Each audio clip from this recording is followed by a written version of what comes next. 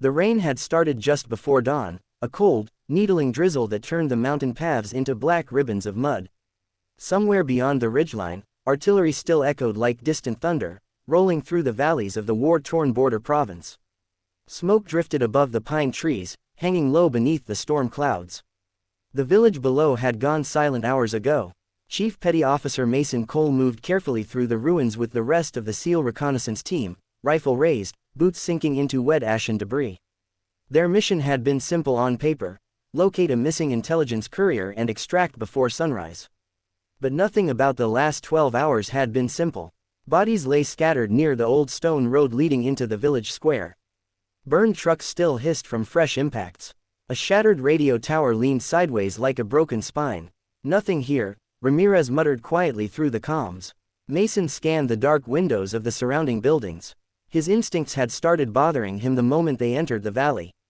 Too quiet, too clean. Whoever attacked this place had left fast, but not fast enough. Then hail froze near the remains of a collapsed market stall. Hold up. The team instantly took positions. What is it? Mason whispered. Hale pointed toward the northern slope where the trees thickened near a ruined shepherd's cabin. Movement. Everyone watched. Nothing. Then it came again. A faint twitch near the rocks. Mason motioned forward. The SEALs advanced cautiously uphill, rifles tracking every shadow. Rain tapped against helmets and gear while the wind carried the smell of wet earth and cordite. As they approached the rocks, Mason noticed drag marks in the mud. Fresh. Someone had crawled here. Ramirez reached the boulder first and suddenly stopped dead. Jesus. Mason rounded the stone and saw her. A woman lay crumpled against the base of the rocks, nearly hidden beneath a camouflage ghillie cloak soaked dark with blood and rainwater. Her sniper rifle rested inches from her hand, partly buried in mud. One eye was swollen shut. Blood streaked down the side of her neck and disappeared beneath torn tactical gear. At first glance, she looked dead. Then Mason saw the faint movement in her chest. She's breathing. Hale knelt immediately and pulled open her vest carefully. Every man on the team went silent. Bullet wounds. 7 of them. 2 through the shoulder. 1 near the ribs. 1 through the thigh. Another low in the abdomen. 1 had grazed her collarbone, and the last appeared dangerously close to the spine. How is she still alive? Ramirez whispered. The woman's fingers twitched weakly toward the rifle before collapsing again. Mason checked her pulse. Weak. Barely there. But alive. Get Doc up here now. Petty Officer Nate Walker scrambled beside them, medical pack already open. His expression changed the second he saw her condition. No way, she's been here a while, Hale said. Look at the blood loss. Walker worked fast, cutting through damaged gear while the rain washed diluted blood down the rocks. He checked her pupils, airway, breathing. She should already be gone, he muttered under his breath. The woman suddenly coughed violently, blood staining her lips. Easy, Walker said calmly. Stay with me. Her remaining open eye flickered toward him with surprising awareness. Fear wasn't there. Neither was panic. Just exhaustion. Mason noticed something else beside the rocks. 3 enemy bodies positioned lower on the hillside. All dead from precision shots.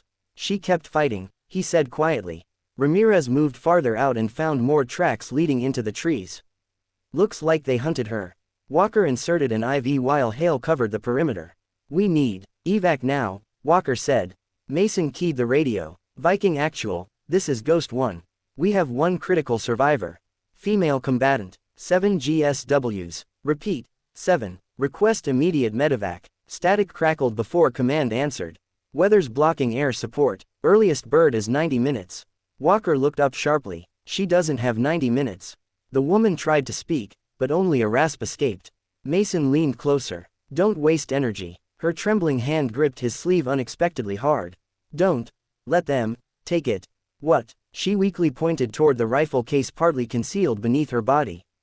Hale opened it carefully. Inside were maps, coded notebooks, and a hardened drive sealed in waterproof wrapping. Mason exchanged a look with the team. Intel. Important enough to die for. Walker injected pain medication while trying desperately to stabilize her blood pressure. What's your name? He asked softly. Her lips barely moved. Anya. You military? A faint nod. What unit? She hesitated, then whispered, no unit left. The wind howled through the trees. Mason had seen wounded fighters before. Plenty of them, but this was different. The woman should not have been conscious. She shouldn't even be breathing after that much blood loss in freezing rain. Yet somehow she was holding on through sheer force of will. Gunfire suddenly erupted from below the hill. The SEALs snapped into action. Contact south side. Enemy fighters emerged between the ruined buildings, firing uphill toward the rocks. Muzzle flashes burst through the rain. Mason returned fire instantly. Move her. Walker and Ramirez dragged Anya behind thicker cover while Hale dropped 2 attackers with controlled bursts. They tracked her here, Hale shouted. More gunfire cracked through the trees. Anya flinched at every shot but remained conscious, staring through the rain with hollow determination. Walker pressed gauze against her abdomen. Stay awake, you hear me? She looked at him weakly. You Americans always talk too much. Walker blinked once, then laughed despite the chaos around them. Good. Smartass means you're still alive. A bullet struck the rocks inches above Mason's head. Truck incoming east side. The firefight intensified as enemy reinforcements pushed toward the hill. Whoever wanted the intel clearly hadn't given up.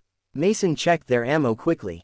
Not ideal. The rain worsened. Visibility dropped. Then, through the storm, a sharp crack echoed from somewhere beyond the ridge. One enemy fighter collapsed instantly. Another shot followed. Then another. Precise. Fast. Hale frowned. Who the hell? Anya weakly lifted one trembling finger toward her sniper rifle. No way, Walker said. Despite 7 bullet wounds, despite barely clinging to consciousness, she was trying to reach the weapon. Mason stared at her in disbelief. You can't even sit up. Her eye hardened. Need. Clear shot. Another enemy appeared near the lower wall. Without speaking, Mason grabbed her rifle and positioned it beside her carefully.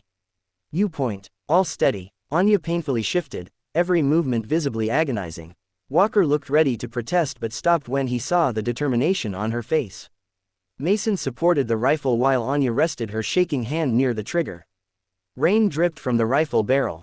The battlefield noise faded for a moment. Anya inhaled slowly. One controlled breath. The shot rang out. The enemy fighter dropped instantly.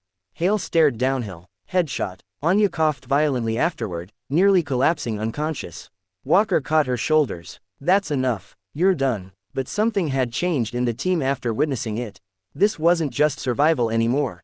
This woman had crawled half a mile through mud and gunfire carrying critical intelligence after her entire unit had been wiped out. She had been shot 7 times and still fought to protect information she believed mattered. Mason keyed the radio again. Command, we need that evac yesterday. Static answered. Then finally, bird inbound. 12 minutes. The longest 12 minutes of their lives followed. The enemy closed in repeatedly through the storm, desperate and relentless. The SEALs fought from rock to rock while Walker kept Anya alive with dwindling supplies and sheer stubbornness. At one point her pulse became nearly impossible to detect. Walker leaned close. Stay with me, Anya. Her voice barely existed now. Tired. I know. No. She swallowed painfully. Tired of war. Walker had no answer for that. The helicopter finally thundered overhead like salvation breaking through the storm clouds. The enemy scattered under suppressive fire as the extraction team fast roped onto the hillside. Mason helped carry Anya toward the bird. She drifted in and out of consciousness, skin pale as winter ash. Halfway to the helicopter, her hand grabbed Mason's arm again. The drive. We got it. She nodded weakly. Then her eyes closed completely. Walker checked her pulse while they loaded her aboard. For one terrible second, his face tightened. Then he looked up sharply. Still here. Go. The helicopter lifted hard into the storm. Inside, medics worked frantically around her while rain hammered the fuselage. Blood bags emptied one after another.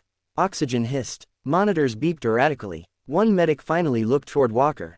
How long was she exposed? At least overnight. The medic stared down at her in disbelief. She should have died 3 times already. Mason sat against the wall watching silently as the helicopter carried them toward the carrier group offshore. Anya remained motionless the entire flight. When they reached the medical ship, surgeons rushed her directly into emergency operations. The SEAL team waited outside for hours still covered in mud, blood, and rainwater. Nobody said much. Finally, sometime near sunset, a surgeon stepped into the corridor removing his gloves slowly. Walker stood first. Well, the surgeon looked exhausted. I honestly don't understand it. Mason frowned. Meaning, 2 bullets missed major arteries by millimeters. Another fragmented without damaging the spine. Severe blood loss, collapsed lung, internal bleeding. He shook his head slowly. Most patients wouldn't survive half of that long enough to reach surgery. But, The surgeon gave a small smile. She's alive. Silence settled over the hallway.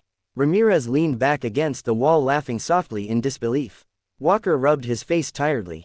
Mason looked through the small window into the recovery room where Anya lay surrounded by machines and dim lights. Alive. Days later, intelligence officers confirmed the drive she carried contained locations of planned attacks across multiple embassies and evacuation routes.